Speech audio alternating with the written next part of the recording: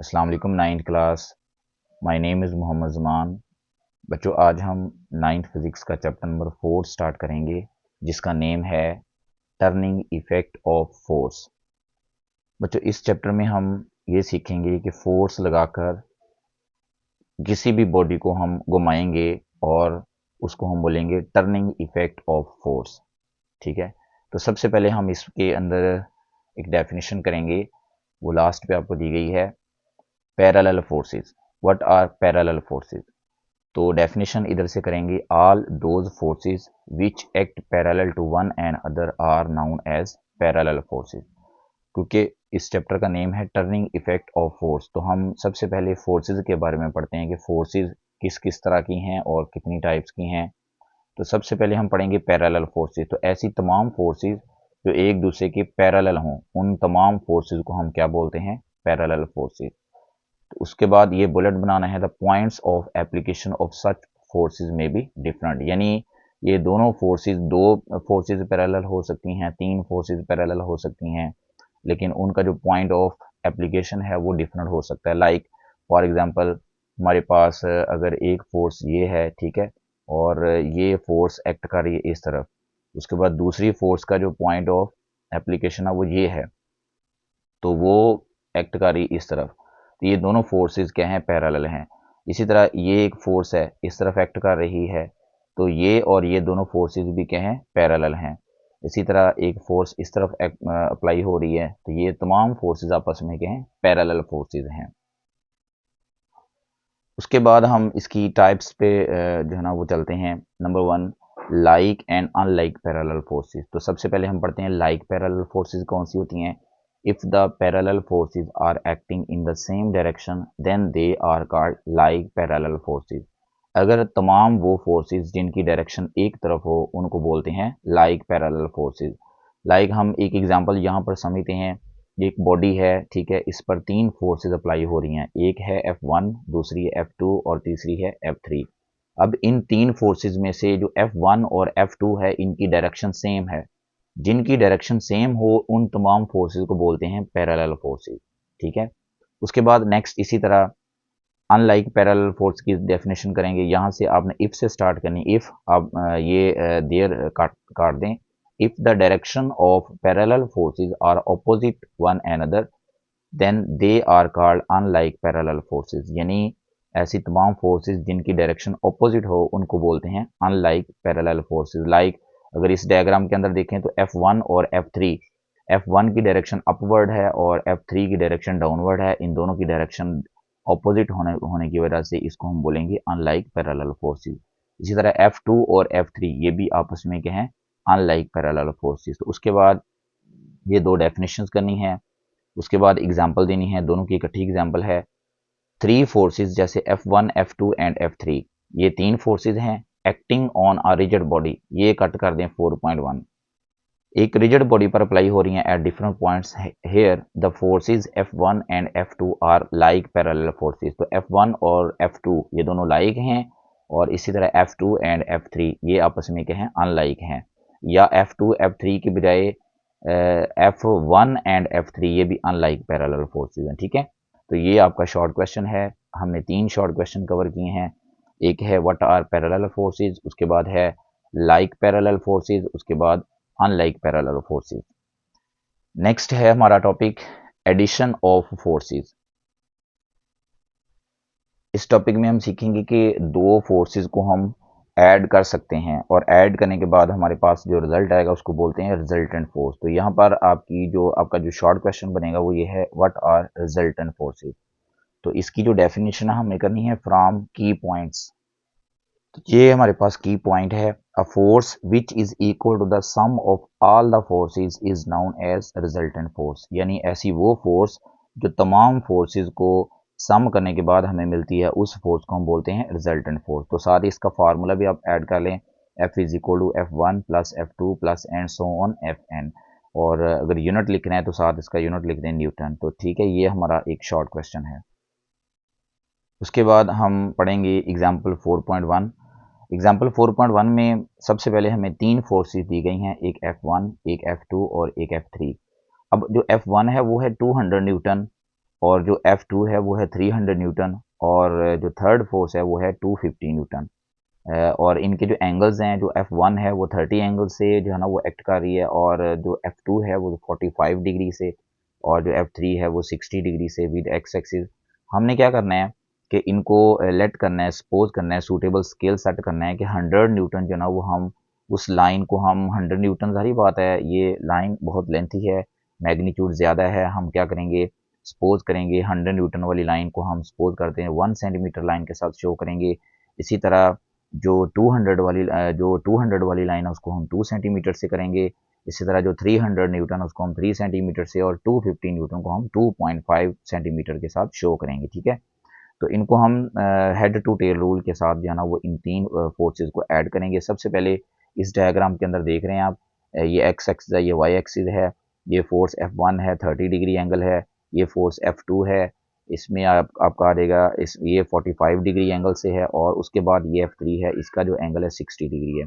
अब हमने तीन फोर्सेस को ऐड करना है, तो सबसे पहले हम फोर्स F1 को हम एज इट ऐसे लगाएंगे, ठीक है, एज इट जैसे फोर्स F1 की डायरेक्शन है, मैग्नीट्यूड भी उतनी रखनी है और डायरेक्शन भी वही रखनी है, इसको हम उठा के यहाँ पर जो है ना वो फोर्स को हम F1 को यहाँ पर सेट करेंगे, और ये 2 सेंटीमीटर की लाइन लगानी है, ठीक है। उसके बाद ये जो F2 है इसकी टेल को F1 के हेड पे ला के रखना है, तो इसको ज्वाइन करना है यहाँ से, और एंगल हमने जो है ना वो क्या करना है 45 डिग्री से सेट करना है। तो इधर भी 45 डिग्री है और इधर भी 45 डिग्री एंगल सेट करके हमने इस F2 फोर्स को इधर सेट करना है, और ये 300 न्यूटन की थी इसलिए हमने 3 सेंटीमीटर लाइन लगानी है। इसी तरह उसके बाद जो F3 का जो एंगल है वो 60 डिग्री है, और हमने यहाँ पर F2 के हेड के ऊपर F3 की टेल को यहाँ पर ज्वाइन करना है, और उसके बाद हमने 2.5 सेंटीमीटर लेंथी लाइन लगानी है, और एरो ऊपर की तरफ आएगा, और एंगल कितना है 60 डिग्री। उसके बाद ये तीन फोर्सेस हमने ऐड कर दी हैं। उसके बाद जो रिजल्टेंट फोर्स आएगी वो ये होगी कि आपने फर्स्ट फोर्स है उसकी टेल को लास्ट वाली फोर्स के हेड के साथ ज्वाइन करना है। तो ये आपने इसको यहाँ से यहाँ तक स्केल के साथ ज्वाइन करना है, और उसके बाद हम इसकी लेंथ नोट करेंगे स्केल के ज़रिए, तो हमारे पास आ जाएगी 7.1 सेंटीमीटर, ठीक है। तो ये हमारे पास कौन सी फोर्स हुई, ये रिजल्टेंट फोर्स आ गई, ठीक है। तो इस तरह फिर लिखा हुआ है कि हमने हमारे पास जो रिजल्टेंट फोर्स है उसकी लेंथ कितनी आ गई है 7.1 सेंटीमीटर, जो कि अगर हम उसको न्यूटन के अंदर शो करें तो वो है 710 न्यूटन, और उसकी डायरेक्शन हम एंगल उसका अगर मेजर करें डी के ज़रिए तो उसका एंगल जो है ना वो बनता है 43 डिग्री विद एक्स एक्सिस। उसके बाद हमारे पास टॉपिक है 4.3 टर्निंग इफेक्ट ऑफ फोर्स। इस टॉपिक में हम छोटी छोटी टर्म्स डिस्कस करेंगे, ठीक है। सबसे पहले हमारी जो टर्म है वो है रिजिड बॉडी। रिजिड बॉडी की डेफिनेशन है, if the distance between two points of the body remains the same under the action of force it is called rigid body. Like आपके पास डेफिनेशन में कहा जा रहा है कि अगर ये दो पॉइंट्स हैं, ठीक है, एक बॉडी है, रिजिड बॉडी है, सपोज करें ये रिजिड बॉडी है, और उस पर हमने दो पॉइंट्स लगाए हैं। अगर हम इस बॉडी पर फोर्स लगाएं और इन दो पॉइंट्स के दरमियान डिस्टेंस चेंज ना हो तो ऐसी बॉडी को बोलते हैं रिजिड बॉडी। रिजिड का मतलब होता है हार्ड, सख्त बॉडी।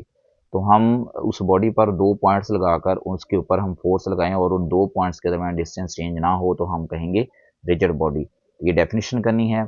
उसके साथ ही आपने दो तीन एग्जांपल्स देनी है, लाइक डोर है, चेयर है और टेबल है, ठीक है। उसके बाद नेक्स्ट जो डेफिनेशन है वो है एक्सिस ऑफ रोटेशन। इसकी डेफिनेशन यहाँ से करनी है, during rotation all the particles of the rigid body rotate along fixed circles. जब किसी बॉडी को घुमाया जाए तो उस घुमाने के दौरान उस बॉडी के जितने भी पार्टिकल्स होते हैं वो भी साथ ही क्या करते हैं, रोटेट करते हैं along fixed circle. The straight line joining the centres of these circles, उन सर्कल्स के जितने भी सेंटर्स हैं उनको अगर हम ज्वाइन कर दें तो वो जो लाइन बनेगी उसको हम बोलते हैं एक्सिस ऑफ रोटेशन। लाइक ये उसने एक डायग्राम बना के समझाया है कि एक हमारे पास एक रिजिड बॉडी है, येलो कलर वाली हमारे पास एक रिजिड बॉडी है, और इस पे दो पार्टिकल्स हम ले लेते हैं, एक पार्टिकल ले लेते हैं ए और दूसरा ले लेते हैं बी। जब ये बॉडी रोटेट करेगी तो साथ ही ए और बी भी रोटेट करेंगे क्योंकि ये बॉडी का हिस्सा है। ए जो ना उसका जो सर्कल बनेगा वो बड़ा सर्कल है, और जो बी वाले का जो सर्कल है वो छोटा सर्कल है, लेकिन इन दोनों जो सर्कल्स हैं उनका जो सेंटर है वो एक ही पॉइंट है, यानी वो सेंटर दोनों का सेम है। तो इन दोनों पॉइंट्स के जो सर्कल्स हैं उनके सेंटर्स को मिलाने वाली जो लाइन है उसको हम बोलते हैं एक्सिस ऑफ रोटेशन। तो इसको हम बोलेंगे एक्सिस ऑफ रोटेशन। तो ठीक है, ये आपने डेफिनेशन करनी है और साथ ये डायग्राम बना के आपने एक्सप्लेन करना है। उसके बाद नेक्स्ट हमारी जो डेफिनेशन है, डेफिनेशन से पहले हमारे पास आ रही है dependence of turning effect of force. तो हम आपको पता है टर्निंग इफेक्ट ऑफ फोर्स क्या है कि फोर्स लगाएं और कोई भी बॉडी घूम जाए, उसको हम बोलते हैं टर्निंग इफेक्ट ऑफ फोर्स। तो टर्निंग इफेक्ट ऑफ फोर्स जो है ना वो डिपेंड किस किस पे करती है। तो यहाँ पर आप हेडिंग बनाएंगे डिपेंडेंस, ठीक है। तो the turning effect of force does not depend only on the magnitude, ये ना सिर्फ मैग्नीट्यूड पे डिपेंड करती है but also on the location where it acts, यानी उस लोकेशन पे भी डिपेंड करता है कि वो एक्ट कहाँ कर रही है फोर्स। तो सबसे पहले हम लिखेंगे कि अगर फोर्स ग्रेटर लगाएं तो greater is the turning effect, यानी किसी बॉडी पर अगर फोर्स ज़्यादा लगाएं तो वो बॉडी ज़्यादा घूमेगी, और टर्निंग इफेक्ट होता है घूमना। तो वो बॉडी ज़्यादा घूमेगी, फोर्स के असर से वो बॉडी ज़्यादा घूमेगी। लेकिन अगर उनके दरमियान जो अगर हम लार्जर परपेंडिकुलर डिस्टेंस कर दें of the force from the axis of rotation, अगर एक्सिस ऑफ रोटेशन से जो परपेंडिकुलर डिस्टेंस है वो ज़्यादा कर दें तो फिर भी जो टर्निंग इफेक्ट होगा वो ज़्यादा होगा। तो इसका मतलब ये हुआ कि टर्निंग इफेक्ट दो चीज़ों पर डिपेंड करता है, एक तो फोर्स की मैग्नीट्यूड पे डिपेंड करता है और दूसरा वो उस डिस्टेंस से भी डिपेंड करता है जो एक्सिस ऑफ रोटेशन से एक परपेंडिकुलर डिस्टेंस होता है जहां पर आपने फोर्स लगानी होती है, उस डिस्टेंस पे जो है ना वो डिपेंड करता है, ठीक है। तो लाइक ये आपके पास एक डायग्राम है, ठीक है। इस डायग्राम के अंदर देखें हमारे पास एक बॉडी है और उसके ऊपर एक फोर्स लगाई जा रही है और ये है एक्सिस ऑफ रोटेशन, यानी यहाँ पर वो जो एक्सिस लाई कर रहा है। अब एक्सिस ऑफ रोटेशन और जहाँ पर फोर्स लगाई जा रही है ये डिस्टेंस होता है परपेंडिकुलर डिस्टेंस, ठीक है। और ये फोर्स वाली लाइन है, इस तो आपने फोर्स इधर लगानी है, एक्सिस ऑफ रोटेशन यहाँ पर है। तो टर्निंग इफेक्ट दो चीज़ों पर डिपेंड करता है, एक ये फोर्स पे डिपेंड करता है और एक एक्सिस ऑफ रोटेशन और परपेंडिकुलर डिस्टेंस के दरमियान जो डिस्टेंस एल है जिसको मोमेंट आर्म बोलते हैं उस पर डिपेंड करता है, ठीक है। तो इस तरह जो है ना वो टर्निंग इफेक्ट दो चीज़ों पर डिपेंड करता है। उसके बाद नेक्स्ट हम डेफिनेशन करेंगे line of action of force. The line along which the force act is called line of action of force. तो ये डेफिनेशन है कि जिस लाइन पर आप किसी भी रिजिड बॉडी पर फोर्स लगाते हैं उस लाइन को हम बोलते हैं line of action of force, ठीक है। तो इसके साथ आप ये डायग्राम जो है ना वो बना सकते हैं और जिसमें एक रिजिड बॉडी है और यहाँ पर जो डॉटेड लाइन आपको नज़र आ रही है ये है आपकी line of action of force, आपने इस बॉडी पर यहाँ पर फोर्स अप्लाई की है, ठीक है। इसी तरह नेक्स्ट जो लास्ट डेफिनेशन है कि what is moment arm, what is moment arm, यानी मोमेंट आर्म क्या है। इसमें हम पहले भी हम जो है ना डायग्राम के अंदर डिस्कस कर चुके हैं कि the perpendicular distance of the line of action of force from the axis of rotation is known as moment arm of the force और सिंपली मोमेंट आर्म। यानी ये वो डिस्टेंस होता है परपेंडिकुलर जो एक्सिस ऑफ रोटेशन और line of action of force के दरमियान होता है, उसको हम बोलते हैं मोमेंट आर्म। और इसके साथ इसका जो यूनिट होगा वो क्या होगा, मीटर होगा। तो आपने इसमें डेफिनेशन और साथ इसका यूनिट मेंशन कर देना है, ठीक है। उसके बाद इसमें एक लास्ट पैराग्राफ के अंदर एक क्वेश्चन है, ठीक है, वो हमें यहाँ पर नज़र आएगा। क्वेश्चन है वाई डोर और window handles are always installed at larger distance from the hinges to the produce large moment of force. यानी जो डोर होता है या विंडो होता है उसका जो हैंडल होता है वो लार्जर डिस्टेंस हिंज से ज़्यादा फासले पर क्यों लगाया जाता है, ठीक है, installed larger distance from the hinges. तो इसकी वजह यही है कि अगर हम हैंडल लार्जर डिस्टेंस पर लगाएंगे तो उससे क्या होगा कि मोमेंट आर्म ज़्यादा हो जाएगी। ये देखें ये आपको डोर का हैंडल नज़र आ रहा है, हम यहाँ ये एक्सियल रोटेशन है तो हम एक्सियल रोटेशन से ज़्यादा डिस्टेंस पर हम इसको एंड पे लगा रहे हैं, ठीक है। हम दरमियान में नहीं लगाते या इधर नहीं लगाते, इसलिए नहीं लगाते क्योंकि जितना ज़्यादा डिस्टेंस होगा मोमेंट आर्म उतना ज़्यादा होगा। अगर मोमेंट आर्म ज़्यादा हो जाए तो आपने डिपेंडेंस में पढ़ा है कि अगर मोमेंट आर्म ज़्यादा हो जाए, ये परपेंडिकुलर डिस्टेंस ज़्यादा हो जाए तो टर्निंग इफेक्ट ज़्यादा प्रोड्यूस होगा और जब टर्निंग इफेक्ट ज़्यादा होगा तो हमें डोर को बंद करना या खोलना हमारे लिए आसान हो जाएगा। तो इस क्वेश्चन का जो आंसर है वो आपने यहाँ से स्टार्ट करना है। It is harder to open the door by pushing it at the point closer to the hinge as compared to the push it at handles. That is why door or window handles are installed at large distance from the hinges to produce large amount of force by applying less force. This makes the doors be open and closed more easier. इससे क्या होगा कि movement arm ज़्यादा हो जाएगा और हमें door close या ओपन करना हमारे लिए आसान हो जाएगा। उम्मीद है समझ आ गई होगी। अल्लाह हाफिज़।